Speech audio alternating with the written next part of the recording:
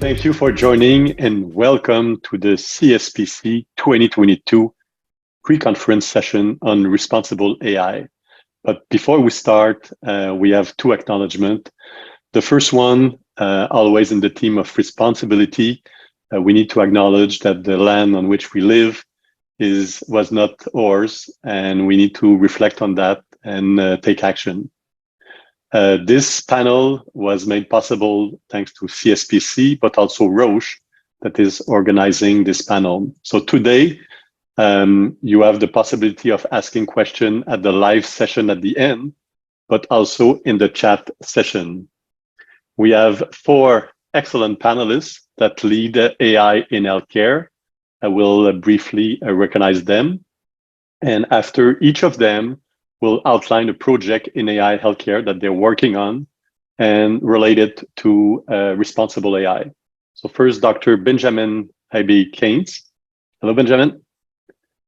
From UHN and University of Toronto. Fanny C. From Roche. Fanny. Dr. Ross Mitchell from Alberta Health Services. Ross. And Laurent Tillman from Mila. Hello, Laurent. And for myself, I'm Alexandre Leboutillier, co-host and partner at Linearis. And I just thought interesting to show you some recent advance in AI that is very interesting in healthcare. It's all about generative AI. So in this picture, I just cut and paste my face into an OpenAI system. And basically, I describe a scene, a pharmacist serving a client in a hospital. And the scene that you see is not a composition. It was machine generated. So you can see that this kind of technology can be used and adapt to probably generate new medical device, new molecules, but could also be used for bad intent purpose. So the discussion we're going to have today is really on the Montreal Declaration for Responsible Development of AI, which outline 10 principles. I won't name them, but if you're not familiar with this declaration, I invite you to read it online, familiarize with those 10 principles, and sign the declaration. The declaration is available in 6 languages, and most of the principles, you might say, oh, of course we do that when we do research in healthcare. But when you look at them very carefully, and when you develop technology, sometimes the technology can do more harm than goods. So that's why those principles are very important. Amongst more than 30 declarations in the world, this one is sought as one of the best, not because it was made in Canada, but it was co-constructed and over 40 sessions by citizens, doctors, nurses, everyone from the health sector, both from the academic and in the industry. So our first speaker is going to be Fanny C. That's going to entertain us on the project that they've done in AI and outline what are the important aspects of responsible AI that they've done within that project. Fanny, the floor is yours. Thank you so much, Alexandre, and good afternoon, everyone. My name is Fanny C, and I lead AI and emerging technology collaborations within global informatics at Roche. Today, I will be talking about ecosystem development models between the public and private sector, which have proven to accelerate the development and de-risking of emerging solutions, more specifically in the area of artificial intelligence. I'll address how we have led collaborative models, which have not only support the ethical principles outlined in the Montreal Declaration for Responsible Development of Artificial Intelligence, but also how we mimicked the multi-stakeholder engagement model, which led to its formation. AI has exponential promise in healthcare. It has the potential for earlier disease detection, more accurate diagnosis, further understanding of human physiology, and accelerated development of personalized medicines and diagnostics. But at the end of the day, this helps us make better decisions at the patient and system level. But it's not magic, it's math. And there is a humanistic lens we must consider as we continue to explore its application in healthcare practice, which has implications on the environment and society at large. In healthcare, Responsible practices in technology development and application must enable clinicians to abide by their Hippocratic oath of doing no harm. Just because you can doesn't mean you should. In our origin story, I would like to say that we had a perfect roadmap of who we were and what we wanted to be. But the reality is we were subject to an incredible world event, the global pandemic, which allowed us to accidentally find an operating model which accelerated discovery and knowledge mobilization. As a result, we advanced 10 years into the future in the area of ecosystem collaborations. And this diagram demonstrates all the different stakeholders and how each of these stakeholders were able to pipeline their outcomes and their insights to one another in order to mobilize solutions to the world in the area of capacity management.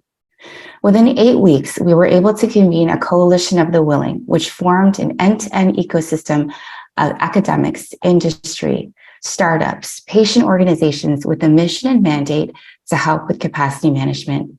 This was an AI for Good effort where we released over 300 population level data sets and individual level symptom tracker data sets into the world with a call to action to build solutions which could breed insight into supply chains.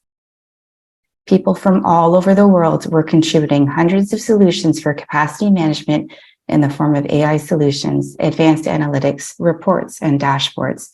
We mobilize these insights to government and health institution pandemic task forces, the platform globalized research collaboration, and knowledge mobilization. And some of the examples of these insights were that they were able to influence and inform Ramadan in Pakistan, reopening practices in Algeria, and testing strategies in Ireland. Within this consortium, we found we created an environment of transparency, data sharing, governance, and accountability. We believe it was the implementation of this trusted environment that effectively led to the removal of silos, rapid innovation, and knowledge mobilization in the market. Next slide, please.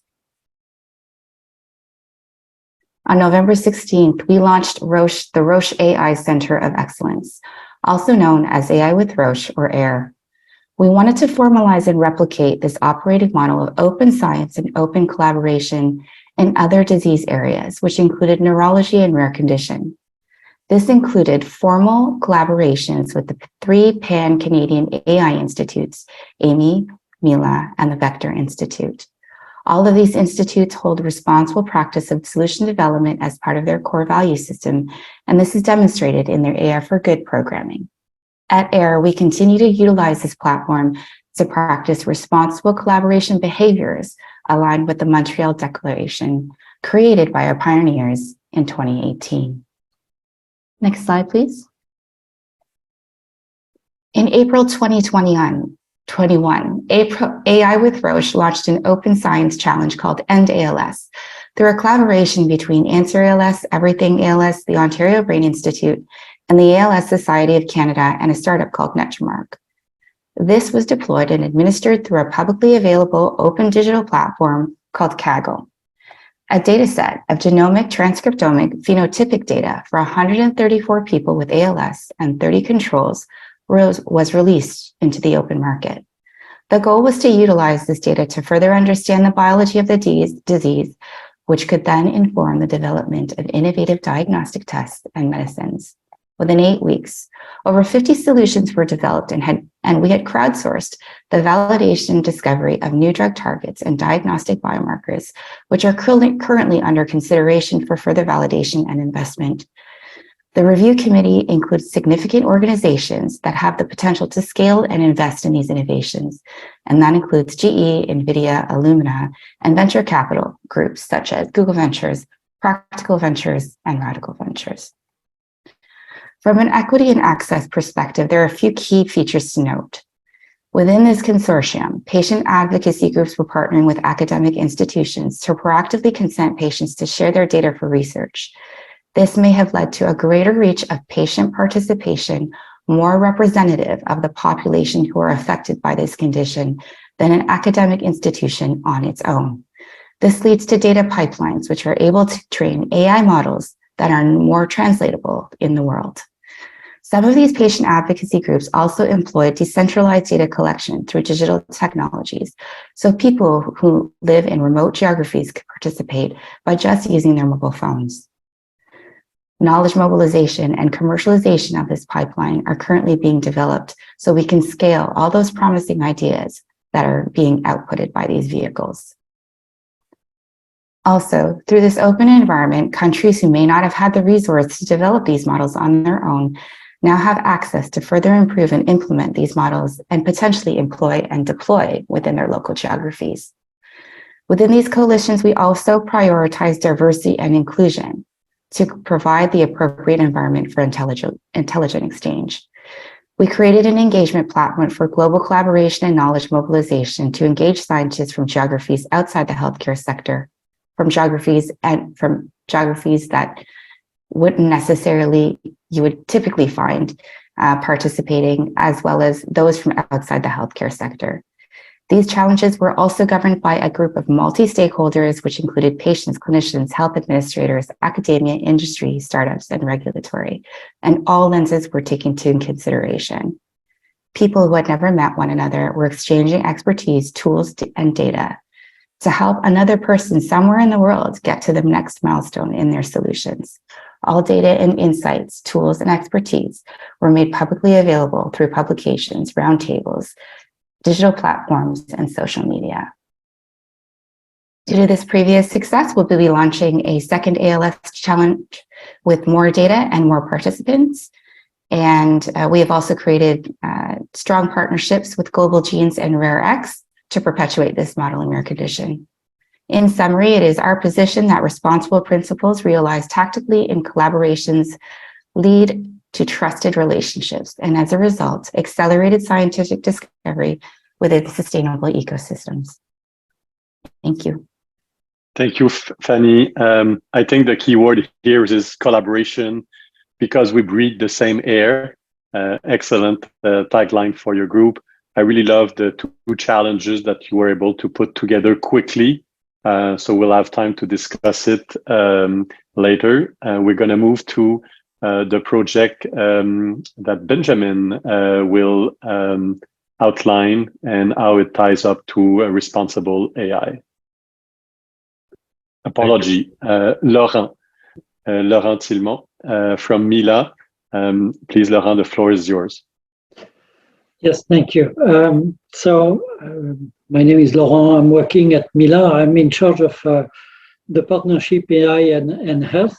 And so on the next slide, you have a brief description of Mila, which is we said the largest academic research institute in machine learning, deep learning around the world, because in terms of number, we are now over 1,000 people working at Mila. And you see that we have been created by the reunion of researchers from the two main universities of Montreal, the University of Montreal and McGill, with some funding from the different governments, Quebec and Canada.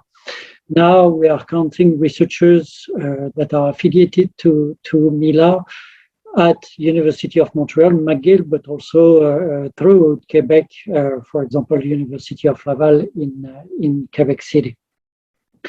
One of our co-founders is really well known because it's Yoshua Bengio, and Yoshua is also one of the originating minds behind the Declaration of Montreal. And if you go to the next slide, I won't detail all the wording describing our missions, but you see that everything is linked to or is done with the Declaration of Montreal in mind. So Mila mission is first the talent. We have close to 95 members that are academic members, that are professors in different universities, and they are training and they are attracting students to AI. And we just passed the bar of 1,000 students affiliated to Mila.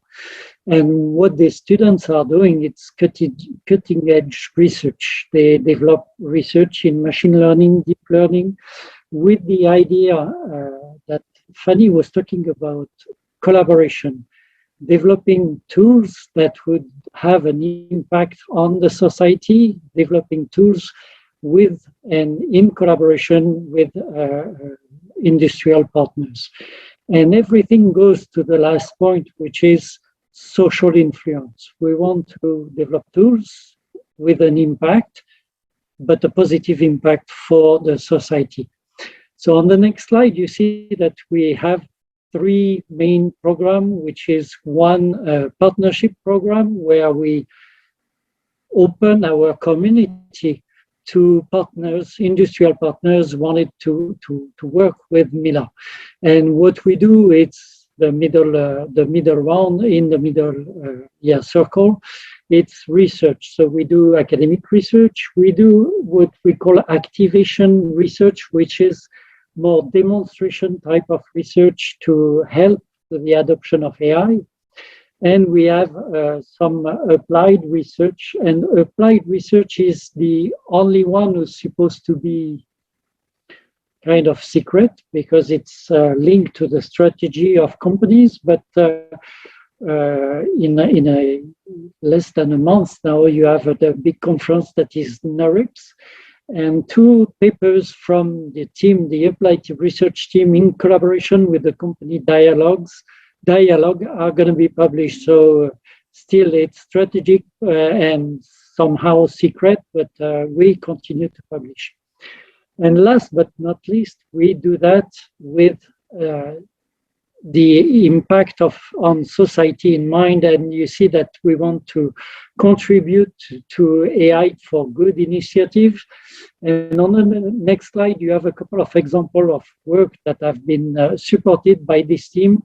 Research work that have been supported and can go from COVID, for example, was one obvious project in life science, obviously. But we have some project around biases. We have some project around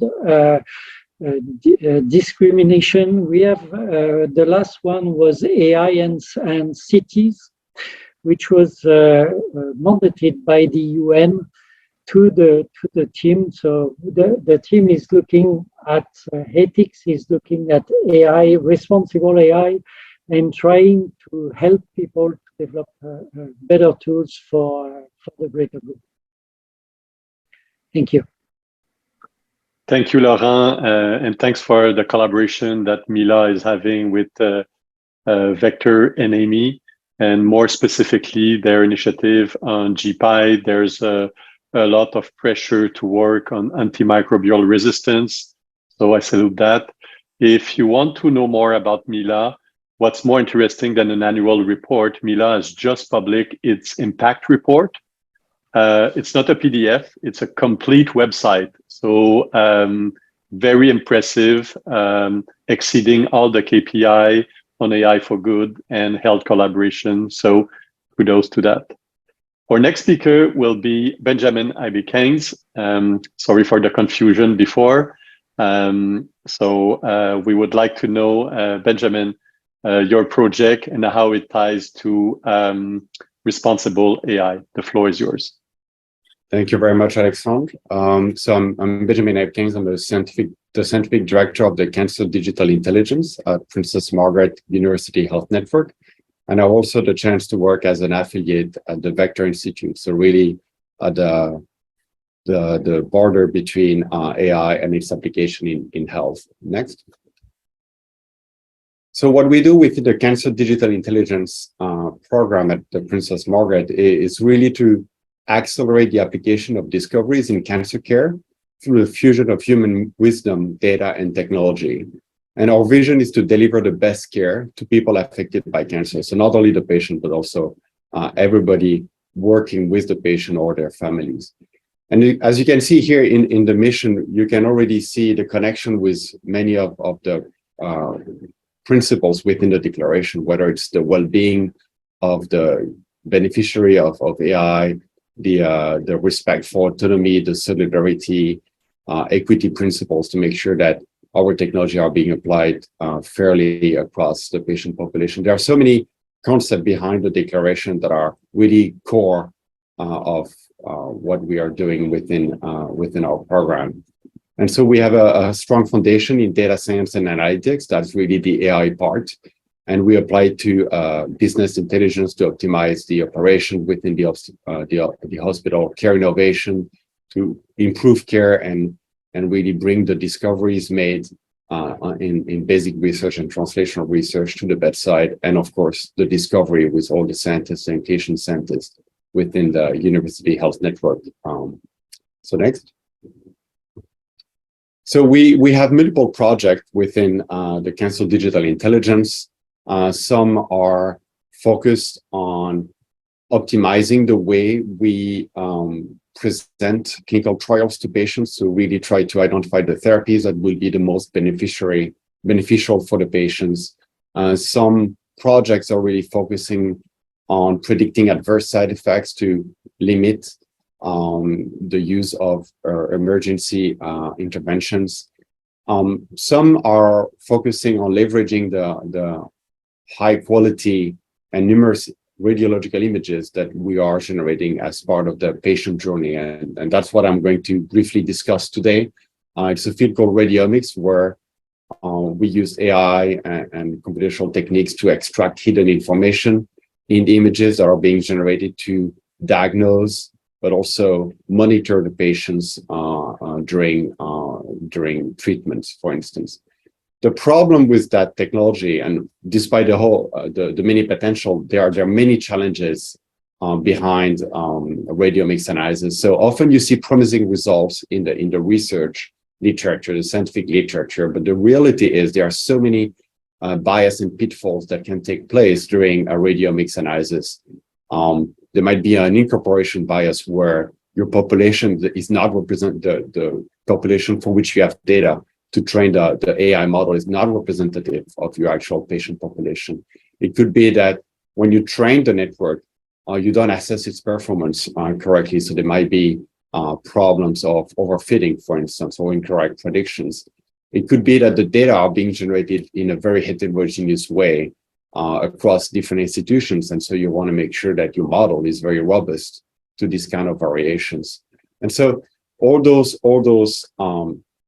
potential challenges are really making the radiomics research quite complex to deploy in practice. And so there is a bit of a disconnect between the number of promising results in the scientific literature and the actual models being deployed and used in clinical setting. And I would refer you to this great study from Amber Simpson, Chris Mazukovich, Shaya Mazukovich, and Mattea Welch describing those challenges in detail. Next slide.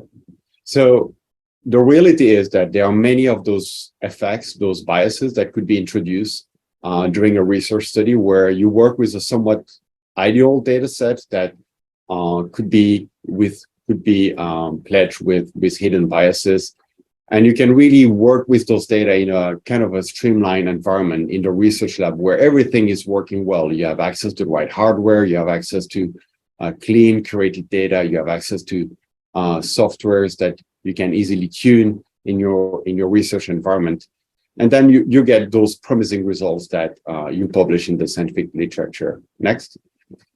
The reality so is that when you take those models built on the research side and you apply them in the real world, then there are many things that can happen. Of course, you will see potentially a population of patients that are slightly different that were not represented in your initial data sets used in the lab. There might be hardware differences. You may not be able to deploy exactly the hardware or the software that you want to use for your AI models, and all those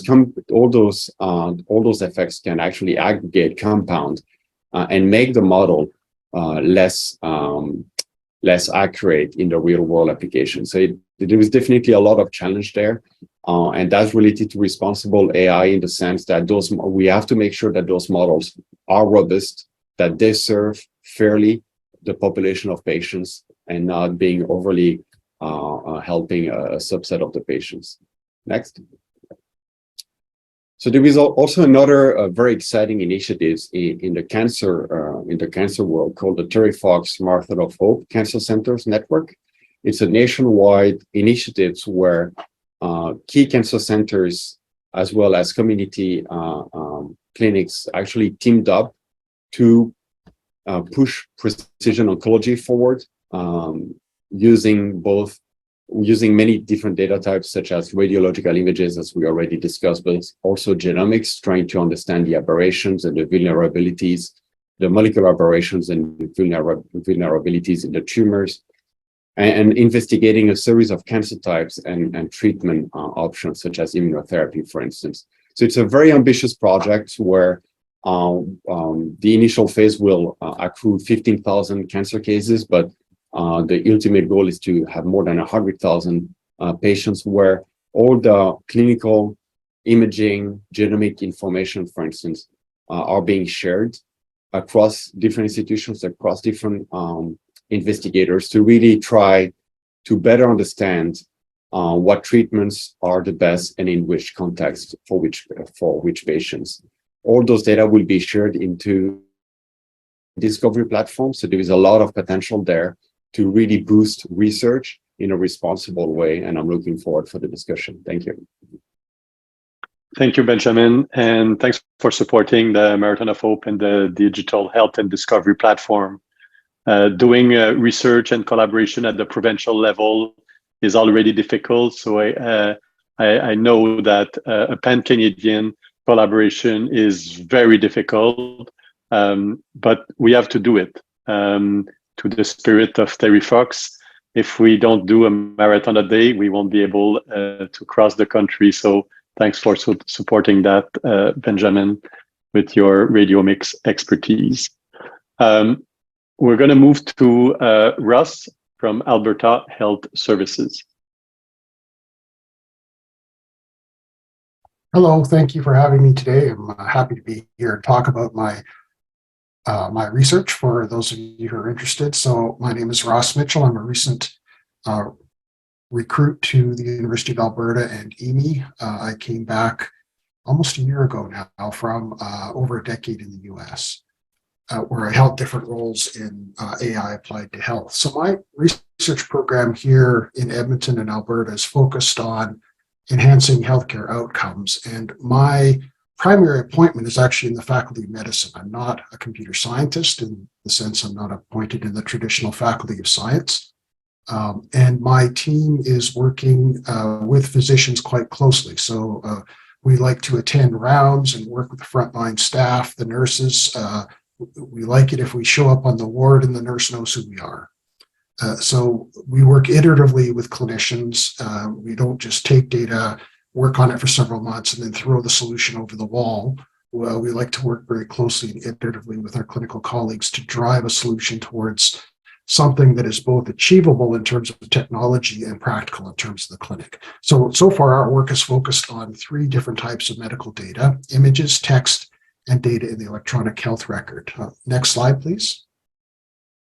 So one of the things that drew me back to Canada and Alberta in particular is that Alberta Health Services has had for about 20 years a single data warehouse that collects all data for all residents of Alberta and some regions beyond Alberta. It's basically 4.5 million people, their complete clinical history going back up to 20 years. So this is real population level health data, very, very difficult to get. And having come from the American system, this type of data is going to be extremely difficult for American universities to get. So Canada and probably other Western nations have a unique advantage in public healthcare tends to move us towards a single public repository for our data. This allows us to ultimately build models that are representative of the entire population. And so we're hoping to reduce bias and inequities by using this type of data and produce models that are just more valuable for everyone. Next slide, please.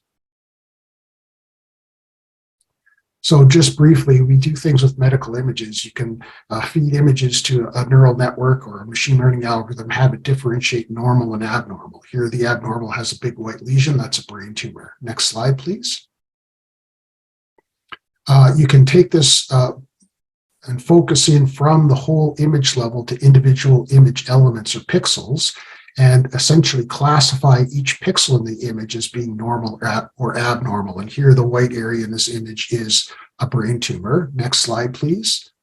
And we can train a computer algorithm to locate and identify all the pixels in the image that are part of the brain tumor. Next slide, please. And you can extend this to other organs. Here we're extracting the brain from the skull. Next slide. Once you've extracted these regions, you can perform radiomics on these images. And that is, like my colleague just mentioned, an analysis of patterns in the image to predict something that's of interest clinically. In the first image here, we're predicting whether or not this brain tumor is a particular type of brain tumor. In the second image, once we've determined the type of brain tumor, we can try and predict whether it has certain genetic characteristics that may be important for treatment. And finally, we can do things like predict the risk of readmission or length of stay or overall survival. All kinds of things can be done with images, and also combining images with other sources of information like text and genetics. Next slide, please. This is a demo of some work that I've done in natural language processing. Hi, so this is a program I've written to demonstrate Cabernet in action, and I'm going to go over the major parts of the display here. So at the top, the title, Pathology Report Extraction Review. This block of text is the pathology report, and you can scroll through it and you can see that it's quite long. It's very complex, a lot of information in there. Up at the top, I've added a tool which actually screens the pathology report to determine if there's a malignancy, and you can see here that it's determined that this report does contain a positive, at least one positive indication. This report also happens to be part of our sequestered test data set, so we do have the ground truth available from the cancer registry, and that's listed here. And you can see the site is endometrium and the histology is adenocarcinoma endometrioid. Down here are the answers to various pre-specified questions, including what's the tumor site and what is the tumor histology. And you can see if I click on these pull-down menus, it's showing the top 5 results, but in this particular case, it's basically essentially 100% certain that the site is endometrium, and that happens to agree with the cancer registry. And in terms of histology, again, it's pretty much, you can click on this to see the top 5 answers, but it's basically 100% certain that this is endometrioid adenocarcinoma, and that happens to agree with the cancer registry. Now, I've also started to extend the system by asking it to answer pre-defined questions related to tumor size, stage, grade. And you can see that these are the answers to the various questions are outlined in color in the text. So site and histology are outlined in this sign color. So you can see histology here, adenocarcinoma endometrioid. And if you scroll down, there's endometrium as the site. These new questions are, the answers are outlined in yellow. So FIGO grade 1 is the grade. This is the size that it's determined. You can see it says tumor measures such and such a size. And the tumor stage has got to be in here somewhere. There it is. Primary tumor PT, PT1B is the stage.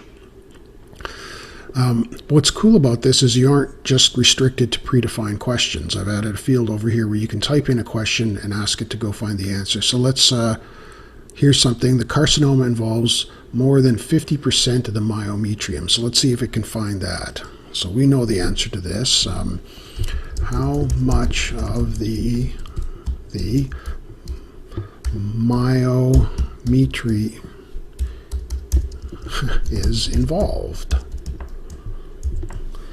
Hit return and then click on answer and it'll go look for it, and it says more than 50% over here, and it highlights it in red in the text and labels it as the answer, more than 50%. So there, it found that. That's good. There's type in some other things here. Let's see. Something a little more useful. How many pelvic lymph nodes were examined. Question mark. Hit return. It processes and encodes the question. Click on answer and it goes and looks for the answer and it comes back with the answer of 21. Should be highlighted in red. There it is. Total number of pelvic nodes examined, sentinel and non-sentinel, 21.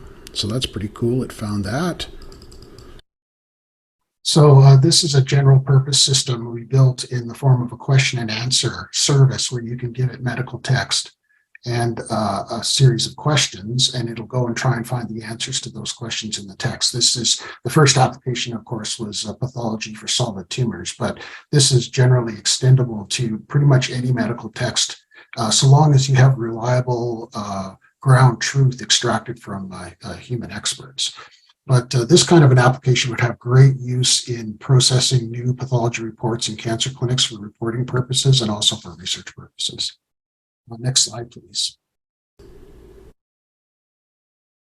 So the last thing that I'm going to talk about briefly is the electronic health record. There's, of course, lots of data in electronic health records, and generally it falls into one of three buckets. Fixed data, that's data about the patient that rarely or never changes.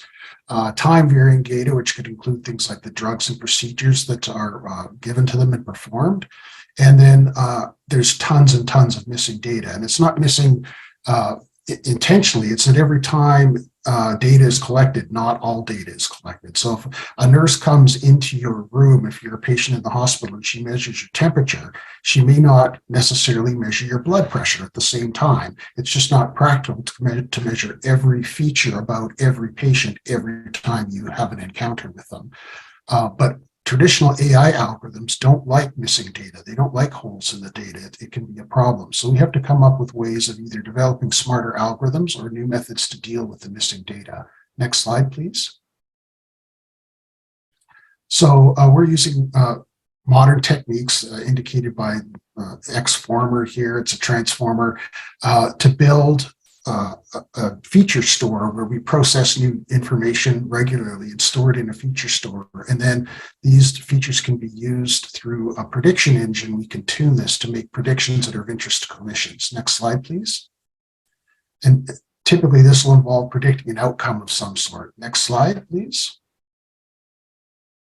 Things like how long is this patient likely to be in the hospital?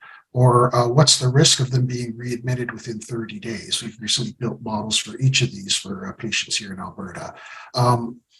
In the US, I built a model that predicted the chance of sepsis in bone marrow transplant patients and many others throughout my career. We've built many models like this. And so a fair number of them are actually deployed. Next slide, please. So that's it for me. I'm happy to answer any other questions. Thank you for your time. Thank you, Russ. Truly inspiring. I knew that having one single health record had some advantage, but really happy to see it in action.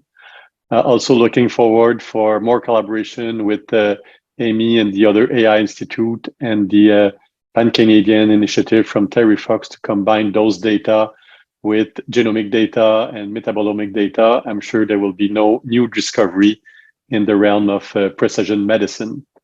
So we still have about 15 minutes for a live discussion.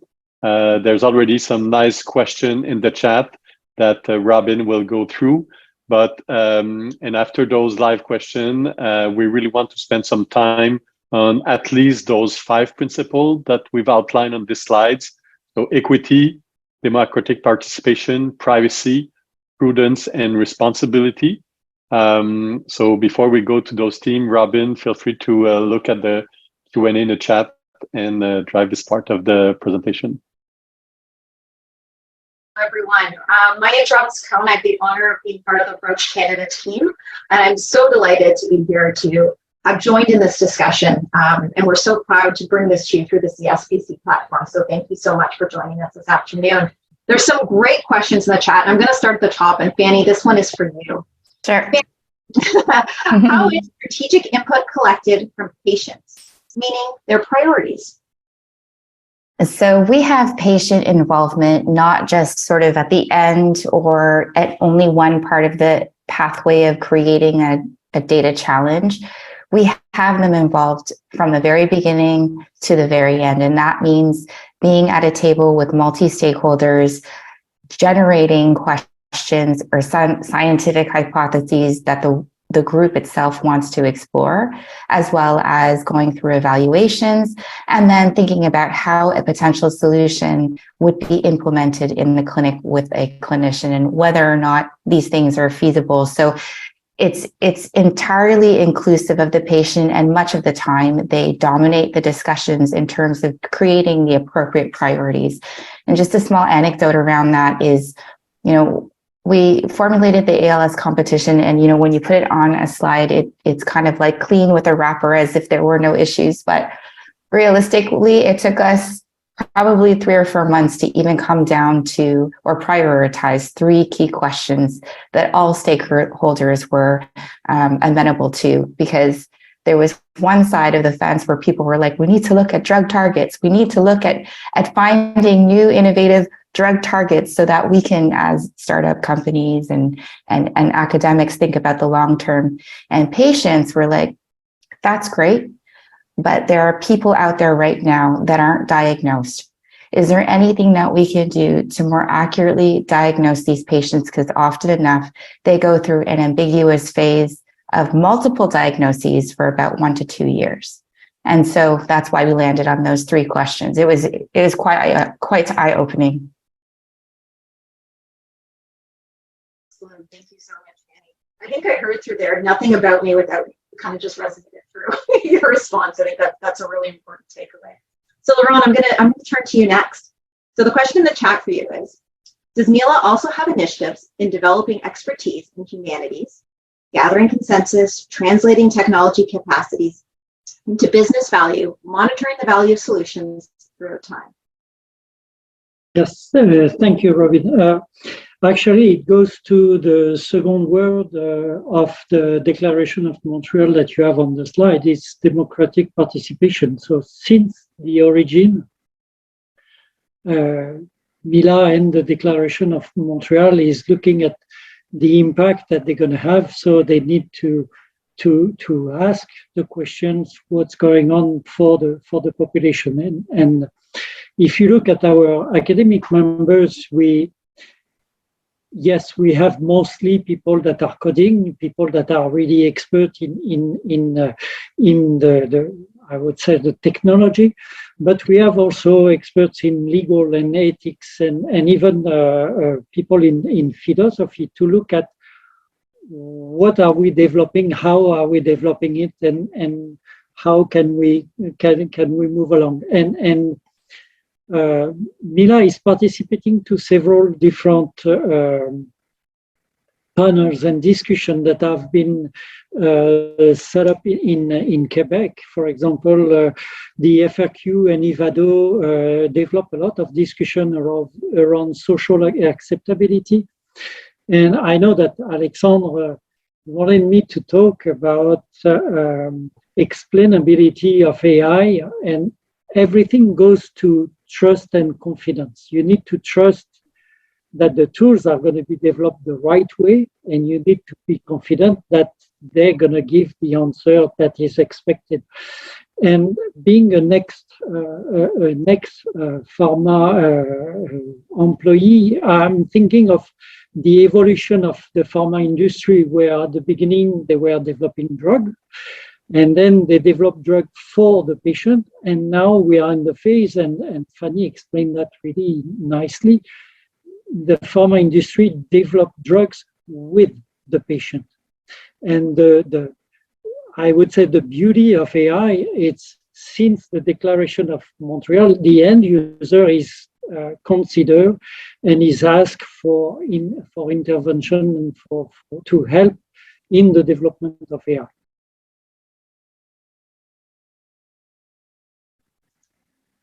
I know the next question, Benjamin did answer in the chat, but I'm going to give him the opportunity just in case there's something he wants to expand on, to kind of take the floor. If there is anything, I'll give you the opportunity, Benjamin. If not, we can move to the other great questions that we have in the chat. I think, thank you very much for the question. I think, so the question is focused on cultural minorities.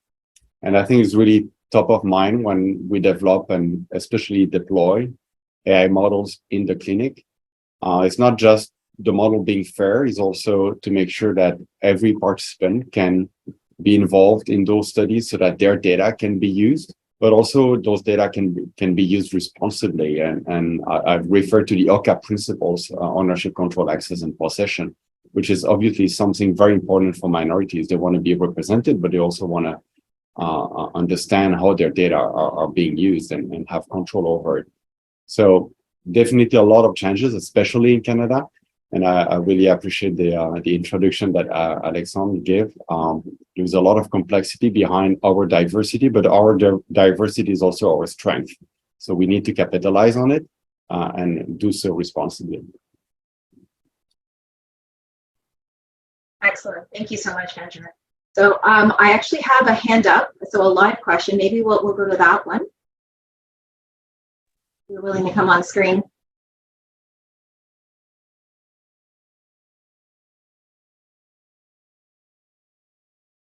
One moment.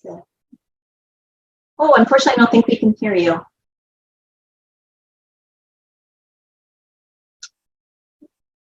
No such luck. We'll give it one more try, and then maybe if not, enter it into the chat. While you're trying your microphone, there was one question for Russ. I will I'm going to read out. Okay, go to that question. Okay, thank you, Alexander. So, Ross, first of all, welcome back to Canada. So in regards to the electronic health record, can you share challenges in terms of integrating different data models? Have you considered having a unique framework for data description that is applied to distributed units of data storage, meaning there is no central place to store data, but all data is relatable? And congratulations on the tool. Oh, thanks. So in the data, there's a number of questions there. There are lots of issues accessing data in the electronic health record, and the general solution that I have found to work to some degree is to try and set up a research team on behind the firewall on the quality side of the quality research divide. So if you are an academic researcher in a medical institution or a university, typically you apply through ethics to get access to data, and a database administrator in the healthcare provider will extract the data and cleanse it, remove all identifying information, and present it to you to do your research. And that works well. That's in the base, has been the basis of medical innovation for the past many decades, largely pre-AI era. It's hard to get access to vast amounts of data that way that you need to train some of these algorithms. So for example, when I was in the US, and I built the tool that you saw, that was at a big cancer clinic in the US, I was working on quality improvement. And I needed to do some base language model training to teach this deep neural network about the structure of language. And for that, I needed digital pathology reports. Didn't have to have any labels, it was completely unsupervised. Just needed a large amount of text. So I asked the people in the database group, I need digital pathology reports. And they said, okay, how many? And I said, all of them. And a week later, I had 500,000 digital pathology reports, which I used to tune that model. So that's because I was on the quality side of the fence, and I was building a tool to improve the quality and efficiency of the operation of the organization. Later, when we decided this was generalizable knowledge and potentially publishable, we applied for ethics approval to be able to submit an abstract and publish the paper that resulted from that one. So that's what I'm trying to do here in Alberta as well, is set up a team on the quality behind the firewall side of the vast divide between clinical implementation and research at the university. And in truth, there is no central repository for this data. If you look at what Alberta Health Services has set up, I believe they have something like hundreds of different database tables. And so you really need some experts, with some serious expertise in the area to be able to pull the data. I don't intend, and I'm not asking for direct access to the data of patients in Alberta. It's too complex, it would take too long to learn. And I also believe that we need to have the oversight and cooperation with the healthcare providers So as an employee of Alberta Health Services, I will work with their teams to get access to the data. But in truth, the data is massively distributed, both in terms of its logical organization and its geographic distribution. I hope that answers the question. Thank you, Russ. I have a few questions for the panelists, and if there's remaining time, we'll go to the live chat. So yesterday evening, imagine all the panelists who were still having exchanges. And Fanny, you shared an interesting article, and I think it has to do with there's so many initiatives, including the one that Roche is spearheaded on open science, that I believe will increase the global knowledge and the reproducibility of experiment. And if I remember correctly, the title of the article that was published 15 years ago was why most published research finding are false. Have we made some progress, or is it still the case? And how can we mitigate that with open science, Fanny? I found that article to be extremely interesting because I do remember those discussions like over a decade ago when people were like, oh, the stuff that's coming out in high impact journals, it's not reproducible. But why all of a sudden is it resurging now? And the discussions that are in that article are around things that allow for a study to be higher probability of not reproducible are the number of scientists in the space, the ambiguity or creativity around scientific methods, analysis methods, endpoints. And this isn't even in one specific domain, but it's across a wealth of domains. So molecular biology, epidemiology, computer science, and I don't know why. I don't know why all of a sudden is it that we're paying more attention to it now, because artificial intelligence has become, quite a hot topic in terms of creating inflection points in the market. But a lot of the time when you're going through diligence, let's say for investment, you don't really have the ability to reproduce what was told to you as being truth, right? So if people are not actually sharing what the data was to create the model, or the methods in which the model was created, or the ability for others to reproduce what they've created, we are going to end up with a whole bunch of positives or signals in the market through academic publications or webinars or seminars that take us down the wrong road, right? And so I don't know if part of the reason why this article was written is because investors who scale have to know what works, right? And if we don't know what works, it's just a whole bunch of noise that we can't get through it and get the right innovations to market. So I don't know if I was thinking about it, but yeah, I would love to hear everybody's thoughts on that. Maybe I can jump in here, Alexandre. That's the purpose of this panel. I appreciate, Ben, for you jumping in. Perfect. So, this paper has been, I think, crucial to kind of open the eyes of the scientific community and try to push them to do better. Some statements were very dramatic. It has been debunked to some extent, but the main conclusion is still true, which is, when you do research, there are so many things that can go wrong, so many biases that are hidden, plus human subjectivity in the process that may mean that some of those research findings are simply not true. But that's the beauty of science, is that once we publish a paper, somebody else can follow up and try to validate using a different approach or using a different set of data or technology. And that's really where open science comes into play. If you don't share, if you're not being transparent, what you do is basically publishing a lot of advertisement for, closed technology or closed analysis. And that's not helping anyone, because we cannot identify potential errors. We cannot build upon each other's work. We cannot improve. And maybe more importantly, we cannot self-correct. And that's the whole thing about science, is that it self-corrects itself. All theories are wrong.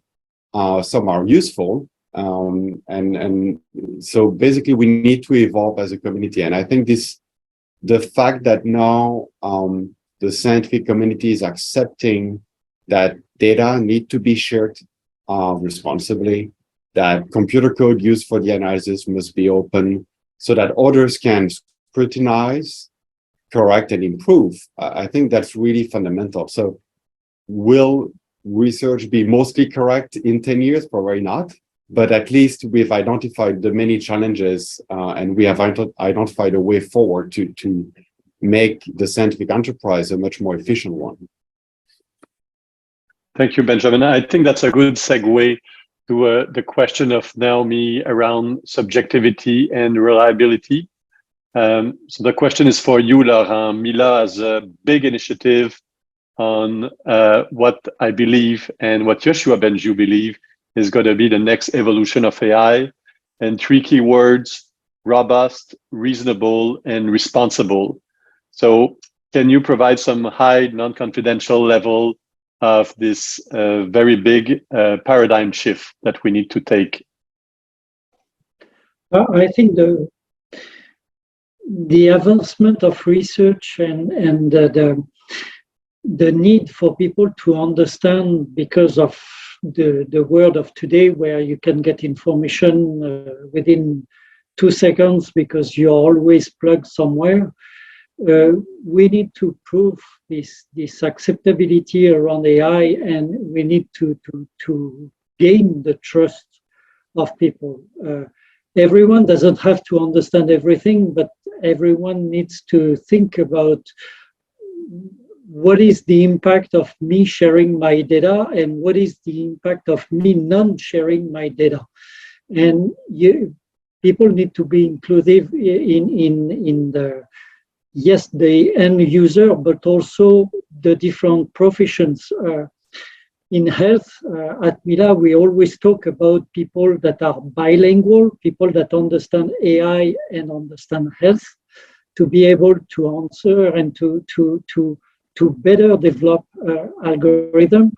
But I think, yeah, you can develop everything about the AI, but you're not a specialist of everything, and you need to include some other disciplinary people, and from there, the algorithm will be the researcher will be trusted in the algorithm. People are going to be more confident of what's coming out of them.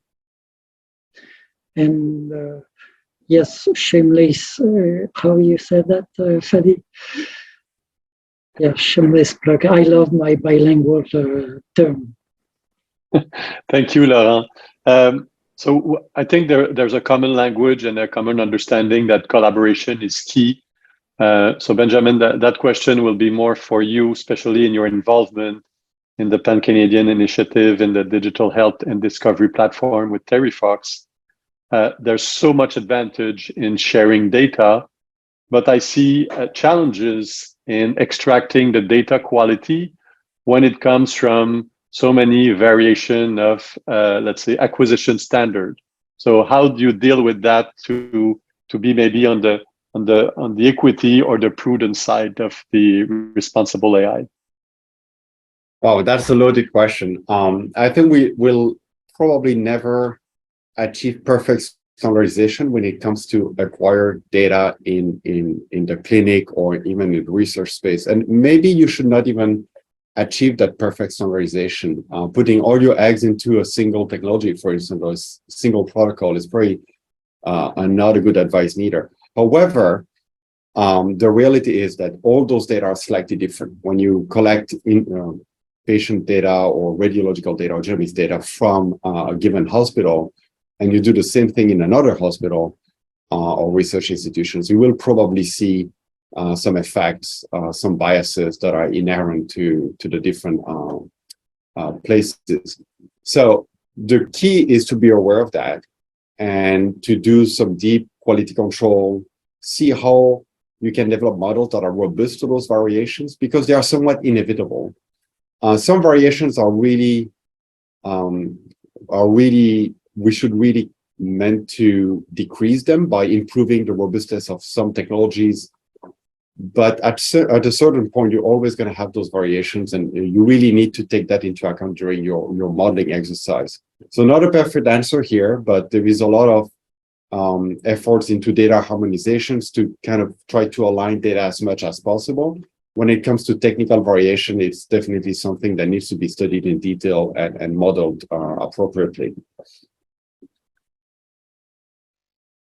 And if I may, I saw a question about which area of diseases can be impacted by AI. I don't remember exactly the question, I'm sorry, but I think it's all of them.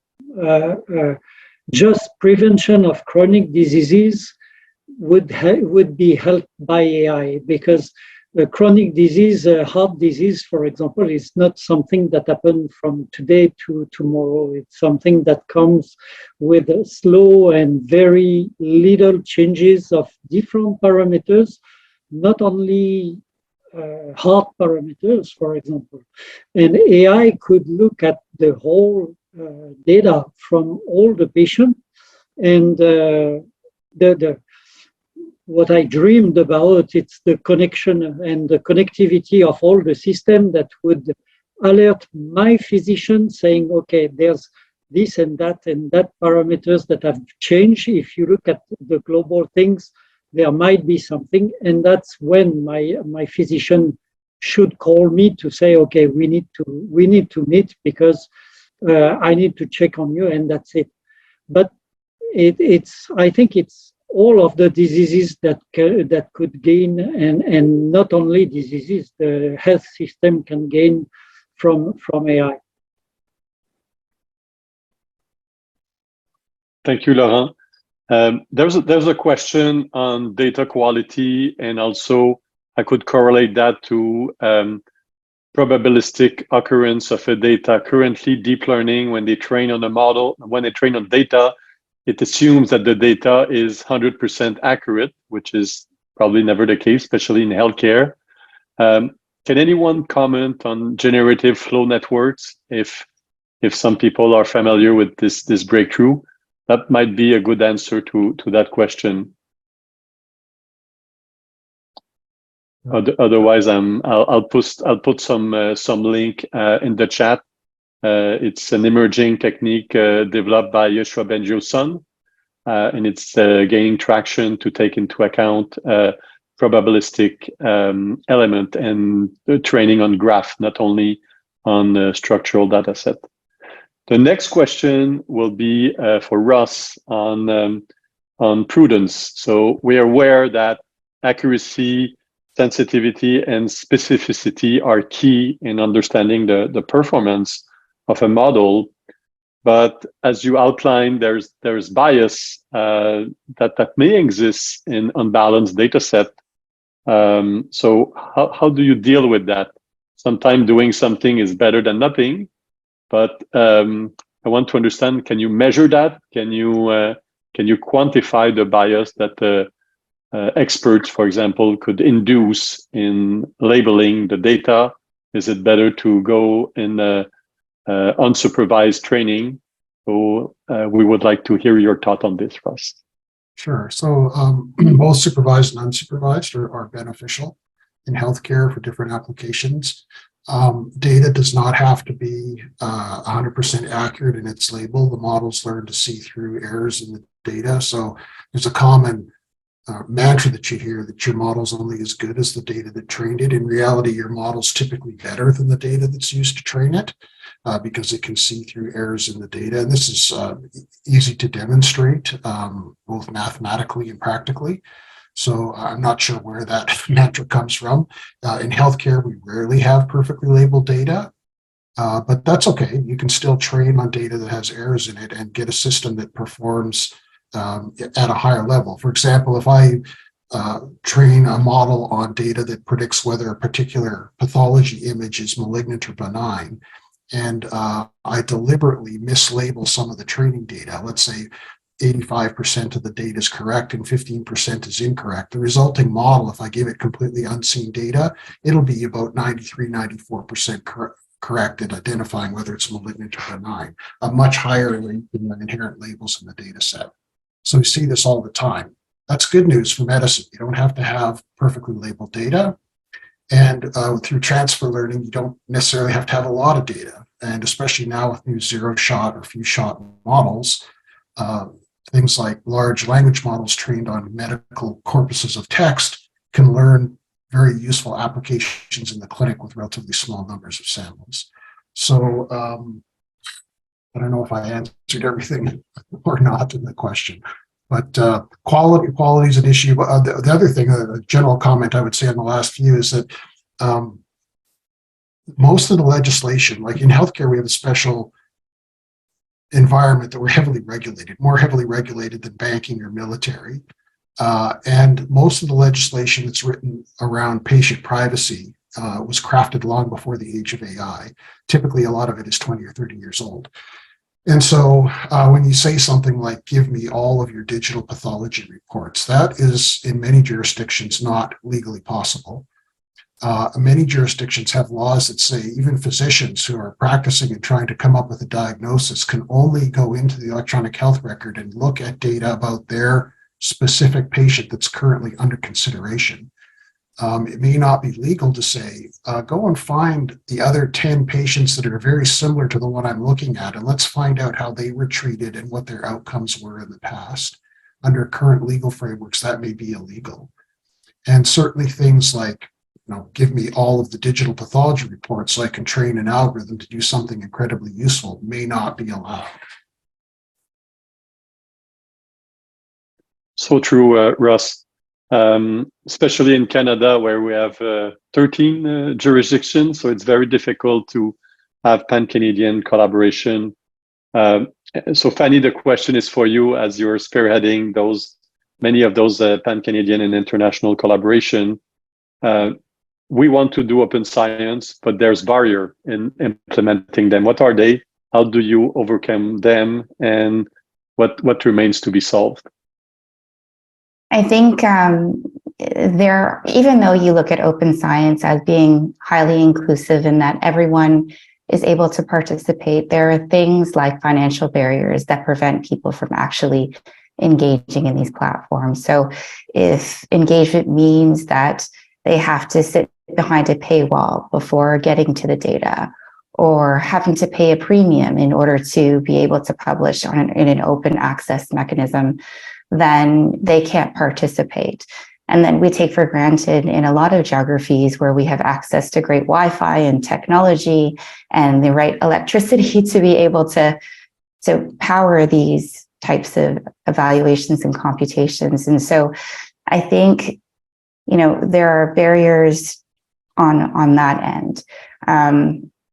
I also think that at times people feel like open science is a one-off, and sometimes they're associated with hackathons that don't really want or don't really intend to move the needle. And the hope is to kind of change that branding and to change that stigma to something of this is how we work together in a long-standing relationship so that we can solve the problem as we move science forward together. So being able to have this as standard practice in, let's say industry, and being able to show that we can get a product to market faster for patients, better and faster products, and also funding agencies to be able to have as prerequisites open sharing of assets created by that particular activity, publications, data, libraries, and then scientists being able to engage in those platforms and being rewarded to do so, being rewarded to validate other people's work and elevate their peers. And I think those are the major barriers that I see. Thank you, Fanny. Now comes the most important 5 minutes of this panel, is the wrap up and the conclusion from each of the panelists. We've selected 5 of the principles on the AI declaration to touch. So you probably saw that we touch on equity, on democratic participation, privacy, prudence, and responsibility. Again, if you're not familiar with this Montreal AI Declaration, feel free to read it and sign it. And now I will gather the thought of each of you, starting with Ross, Benjamin, Laurent, and Fanny. 1 minute to summarize your thought and maybe a call to action. So my takeaway is that not using data may also be unethical. The focus overwhelmingly now is to avoid harm, which is good, and that work needs to continue, of course. But in reality, AI is not being used much in healthcare in Canada, and restricting access to data will prevent us from discovering patterns in the population that could dramatically improve the efficiency and outcomes. And the way legislation is crafted currently, we're not able to look across the entire population, even when the data is in one central location. And this creates a form of harm to the population as a whole. Imagine if we could build a tool to predict when someone's going to have a heart attack, but we're not, and apply it across the population, but we're prevented from building that tool because we illegally cannot access the data necessary to build it. So I'll finish with that. Thank you, Ross. We'll take that into action. So if you're not doing AI right now, please do so. We'll move to Benjamin, final thought and call to action. Actually, Ross summarized it very, very well. My call for action is also improving data access, but also improving the way we engage with patients in the collection and sharing of those data. So technologies such as dynamic consent could really make patients more engaged and more aware about how their data can be used, but also a large spread use of de-identification would also lower the risk of using large-scale biomedical data, but also improve significantly the way and the speed of access to those data. So I think there are different technologies that can be used so that we can build better AI models, we can test them in the clinic, we can sometimes make errors, and more importantly, we're going to correct them for the benefit of the public. Thank you, Benjamin. We should really, in Canada, follow the example of our Europeans peer, 27 countries gathering together. So if they can do that, I'm sure we can align all our province. We'll move to Laurent for your final thoughts and call to action. Actually, I'm going to continue on the discussion around access to data. And for sure, we need all the security, all the privacy around the health data. But I think that the community needs to think a little bit less of the need, or I don't know if it's due to being sick, it's somehow a shame. It's strange how we see health data, and we need to be more inclusive in terms of all this health and all the data that we have. My colleagues in research got really more and more interested in life science because of the pandemic, and they say, how come with all the number of people we are on Earth, we didn't see something like that coming, and what can we do to block the next one? And that's one of the reasons why one of our interests is around the antibiotic resistance, because bacteria are all over the place, and what can we do to fix this type of problem where antibiotics are less and less active, and the population is really hurt by this kind of problematic. Thank you, Laurent. We'll leave the final word to Fanny from Roche. Thanks for hosting this event, Fanny. The 1 minute of fame. Thank you. No, I agree with all of the panelists. I think data access and bringing the right partners together on these really big health problems in the world is important in order to get to the solutions faster. We work better together. We need a platform to do it, and being able to remove those silos and bring all of that intelligence together at the stage of discovery and validation and deployment in the market is something we can accomplish at an accelerated rate. I know incentive structures at times don't necessarily allow for it, such as, being the first to market or the first to publish. But we can reward or change our incentive structures to reward getting to market faster so we can impact patients faster. So we're better together. Thank you, Fanny. Thank you, Ross. Thank you, Benjamin. Thank you, Laurent. Thank you, Roche, for this excellent panel and CSPC. And thank you all for attending this CSPC 2022 pre-conference session on responsible AI. You'll be asked to vote in a poll if you like the topics. Please make sure that you rate us 100% so we can continue the good mission on responsible AI. Enjoy the rest of the conference.